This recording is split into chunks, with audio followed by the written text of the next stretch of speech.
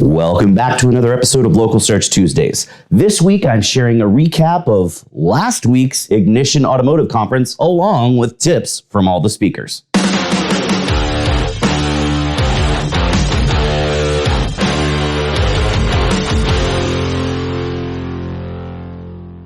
Last week in Dallas, Search Lab put on a brand new automotive conference focused exclusively on educating dealers. There were 0 vendors or sponsors at the event, and there was no self-promotional hype.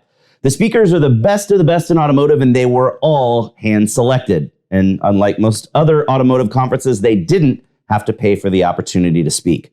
The event was incredible. Every speaker brought advanced level content. The attendees were engaged, the venue was awesome, and the food was probably the best food I've ever had at a conference. We heard nothing but the highest praise from the attendees. And as I usually do, I went around with my camera and recorded tips from each of the speakers. Check them out. The first thing that you need to do is make sure you're in the right lane, not the auction lane, your service lane when you're looking to do acquisitions. And you don't need to pay for super expensive software. With a couple of customizations into your CRM, you can pay one time and have a better return on that investment, lower acquisition costs. There you go. Hey dealers, we are at our conference today and we're talking about AI. That's what I'm talking about today. So pro tip for you guys, processes, new things that you've been going into place, awesome app called Scribe, love it, free trial, super cheap, takes everything that you're doing for a process that you put into text and turns it into visual guides for your teams. Hi Greg and audience, my tip for today is to get in your Google Analytics 4 and inspect your events, because just about 2 or 3 weeks ago, Google, unknowingly to most customers and most dealers, went in and turned on a number of events as conversion events in almost every dealer account we've looked at. And so there's a couple steps. One, go into your Google Analytics 4, click on the gear icon, go in the middle column and click on events, and look at those events and make sure no new ones have been turned on. Scroll through every single event. If you find ones that have been turned on as conversion events, of course, turn those off. But then go into your setup assistant. Again, that's the same settings, middle column, setup assistant for GA4, and make sure you hit the little buttons to say, we've already marked conversions correctly, we've already got data flowing. You'll see little green check marks fire up. Check mark all those and you won't have Google messing around with your conversion events again, and you can go forward in a clean way. Hope that helps. All right, here's your hot tip. If you don't already have a first-party data plan and strategy in place for your dealership, you need to right now. You're really only able to target about 30% retargeting for your customers because of cookie deprecation. So if you don't have a plan to uncover your future audience from your website down to the household level, and you don't have a partner that can help you do that, find one quickly, layer all that data, segment it, and activate on it.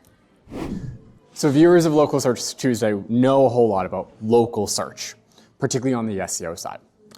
When it comes to the paid search side, there's not such a thing as a local PPC subset. You have to define exactly what does local mean when you go about advertising in your own market for your dealership or for any kind of local business for that.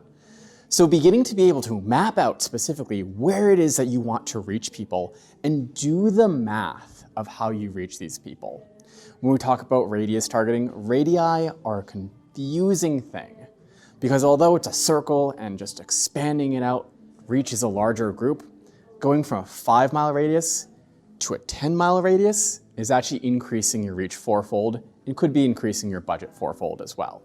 So with that, I want to make sure that we're focusing back on fundamentals and about how you reach your local audience. Don't forget that the car business is a people business. And when people come to your dealership with their kids, well, you need to steal this idea.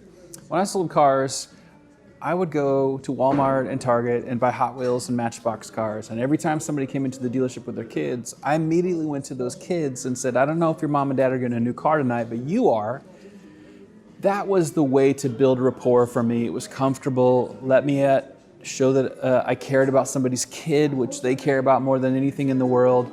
And it allowed there to be a great piece of rapport built as I then tried to help that person or that couple figure out how to get into the right car. So don't forget, it's a people business. Do all the things that you can to make people really comfortable once they come to your dealership.